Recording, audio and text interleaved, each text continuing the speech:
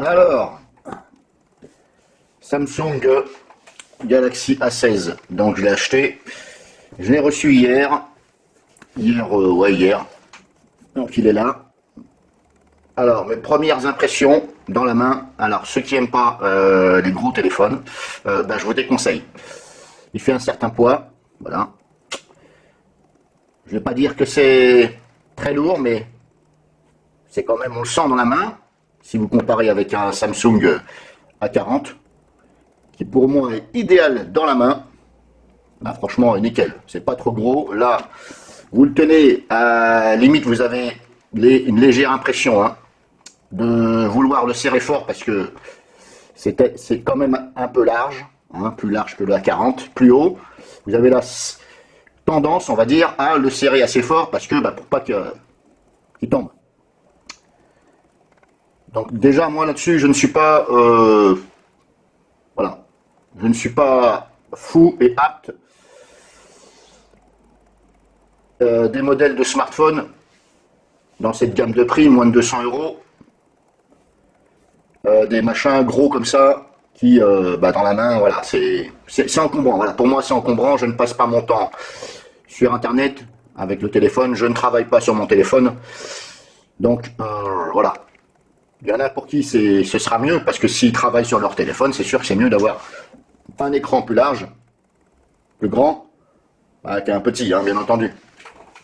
Mais si vous êtes une personne qui fait que des SMS et voilà, de temps en temps vous faites des photos, vous faites des appels, franchement, la 40 ça suffit largement. Alors j'ai regardé les photos, la qualité photo, j'ai pris justement une photo intérieure-extérieure. Alors il y a soit 50 mégapixels ou 12 mégapixels. Et franchement, je ne vois aucune différence entre les deux. Niveau qualité, je parle en qualité, je ne vois aucune différence. J'ai zoomé sur les deux photos un petit peu. J'ai dû zoomer à 30%. Franchement, c'est la même chose. C'est la même chose. Je vais vous faire voir ça à l'écran, ici. Alors, ce sera peut-être pas évident comme ça pour juger. Alors, je vais les mettre ici, affichage, hop, grande icône. Voilà, je vais prendre celle où j'ai fait à l'intérieur déjà. Donc, à l'intérieur, on va prendre celle de 50 mégapixels. Alors, ça, c'est celle de 50 mégapixels.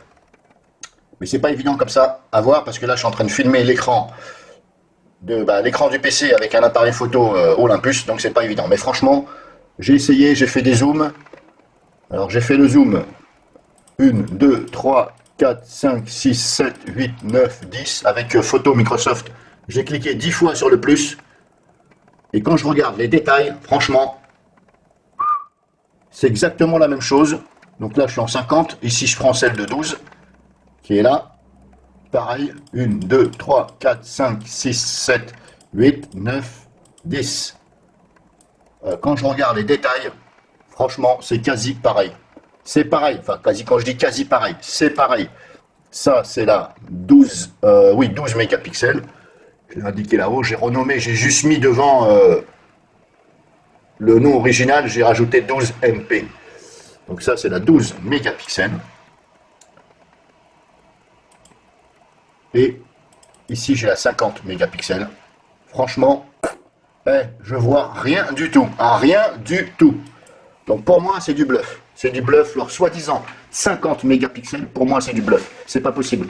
Entre 12 et 50, on voit quand même une nette amélioration. Excusez-moi, je prends un appareil photo 12 mégapixels. Un appareil photo, pas un smartphone, un appareil photo 12 et 50. Je peux vous dire que la vidéo et la photo, vous voyez la différence. Ah là, vous la voyez. Là, bizarrement, dis donc, on ne voit rien. Franchement, je suis sûr que mon Samsung A40, il fait d'aussi belles photos. Il faudrait que j'en fasse une, tiens, que je regarde. Mais franchement, je ne suis pas convaincu du tout.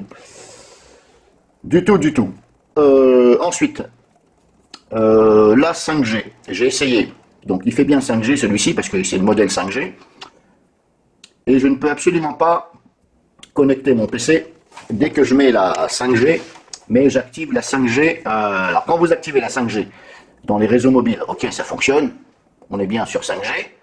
Mais après, vous avez la bande passante 5G. Vous pouvez choisir soit 2,5 GHz ou 5, je crois, un truc comme ça. Alors, quand je me mets sur 2,5, c'est bon. Je peux arriver à connecter mon PC ici, sur mon smartphone. Mais quand je mets à 5 GHz, tout en étant 5G, je ne peux pas, je ne vois pas le réseau. Je ne vois pas le réseau, donc je ne vois pas mon smartphone, je ne peux pas me connecter. Je ne vois pas le nom du smartphone. C'est quoi le problème? J'en sais rien. Sachant que j'ai bel et bien un forfait 5G, mais comme je vous dis, pourquoi, du comment. Alors on a bien le message qui dit les appareils qui ne prennent pas en compte la 5G ne pourront pas voir du genre de téléphone. Alors je ne sais pas si ce PC-là, cet HP Gamer là, qui est là, je ne sais pas si lui est capable de voir soi-disant tout en 5G, hein, 5G, 5 GHz, machin. Au niveau de la bande passante, je ne sais pas, je ne pense pas que le... Alors franchement, je ne sais pas trop d'où vient le problème. Je ne vais pas dire de bêtises. Est-ce que c'est le PC là qui n'est pas compatible pour voir justement? Ou alors est-ce que c'est parce que c'est le réseau que j'ai qui n'est pas vraiment ici 5G, si vous voulez? Je suis dans la Sarthe, hein, à la Ferté-Bernard. Donc, est-ce que vraiment il y aurait quelque chose qui fait que j'ai pas vraiment ces 5G? Je ne sais pas du tout. Justement, je vais aller me renseigner au magasin tout à l'heure parce que c'est quand même bizarre. Bref, ça c'est un détail. Mais voilà, comme je vous dis, mes impressions comme ça, dans la main, c'est trop gros. C'est plus fait pour les gens qui travaillent avec leur smartphone, à leur bureau, etc. Ou qui n'ont pas de PC chez eux éventuellement, qui se servent éventuellement du smartphone. Franchement, j'ai envie de le retourner. Voilà, je dis comme ça, j'ai envie de le retourner. Je garde mon Samsung A40, ça va très bien. D'ailleurs, je vais justement tester. Alors, j'ai testé là aussi la vitesse de téléchargement sur des ISO Linux.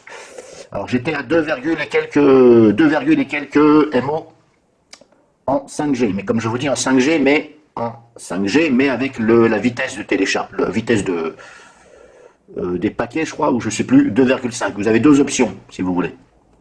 Quand vous le mettez, là, je peux pas vous faire voir parce que j'ai enlevé la puce. J'ai remis la puce dans celui-ci. Parce que justement, je compte le rendre. Ça va pas me servir, en fin de compte. Je peux même pas dire que je vais le garder en... Non, franchement, non. J'hésite encore. C'est plus non que oui.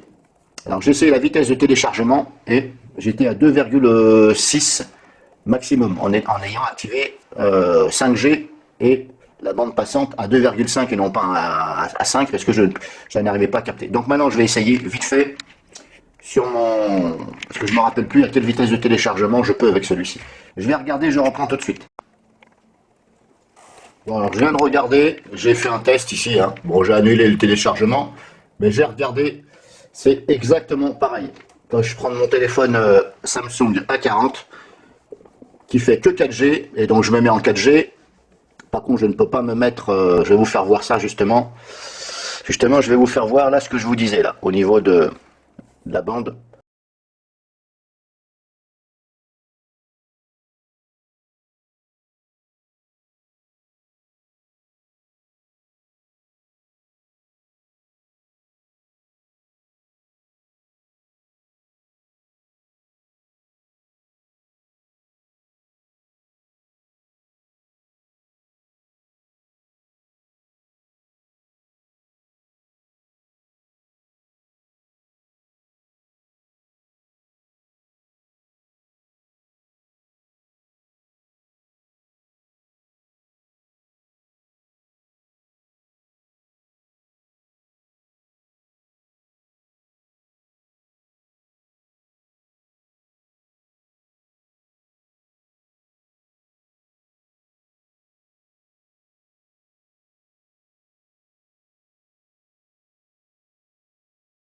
Alors, c'est dans les paramètres.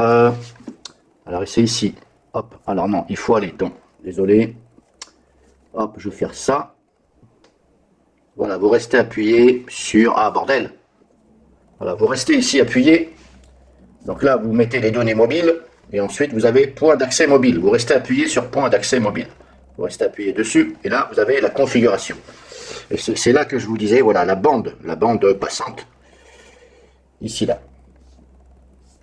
Alors là, je suis à 2,4. Bon, l'autre, le Galaxy A16, il me dit 2,5. Eh ben, il faut que je me mette sur 2,5. Si je mets plus, ici, vous pouvez choisir, si vous voulez. Ben, vous faites configurer. Ah. Et là, vous pouvez choisir la bande. Voilà. Vous mettez soit, vous choisissez ici. Ben, moi, si je me mets sur 5 GHz, la bande passante, je n'arrive plus à connecter mon PC parce que je ne vois pas mon téléphone. il faut que je reste sur 2,4 GHz. Là, pareil, sur celui-ci, bah, c'est normal, celui-ci, si vous voulez, enfin, je dis c'est normal, celui-ci, c'est un 4G le téléphone. Donc, si je me mets sur 5G, ça ne fonctionne pas. Il faut que je me mette sur, voilà, 2 et quelques. Donc, pour moi, j'ai aucun intérêt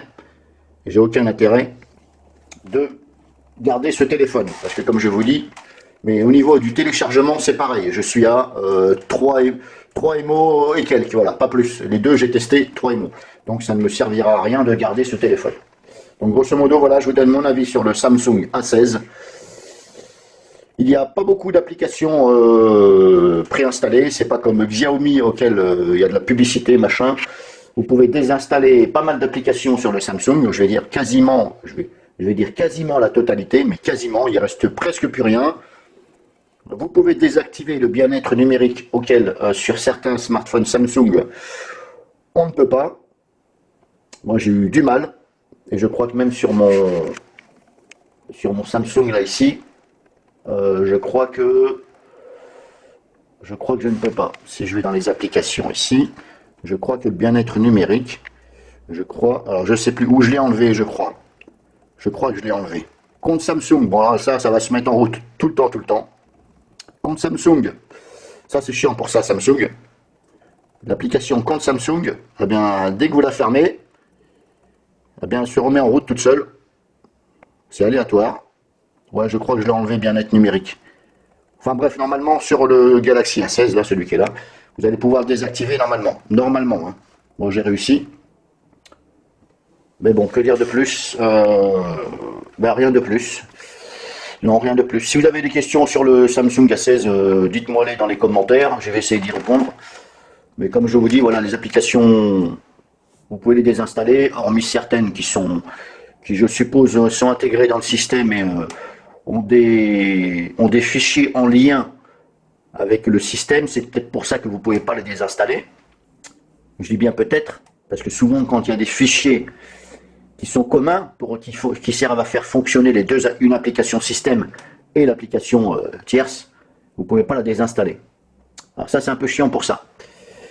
Ça il faut que les développeurs Android, ceux qui gèrent Android, il faut qu'ils fassent, mais de toute façon, ils ne le feront pas puisque ça les arrange bien que vous ayez des applications qui restent installées sur votre téléphone. Moi je vois ça comme ça, hein, parce qu'il n'y a aucune raison qu'ils ne peuvent pas faire en sorte que vous puissiez désinstaller toutes les applications. YouTube, vous ne pouvez pas le désinstaller. Pourquoi du comment, on ne sait pas.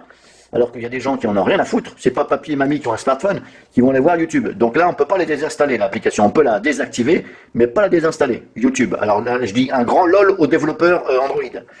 Hein, ceux qui gèrent le système Android. Un grand lol parce que pour moi, c'est volontaire.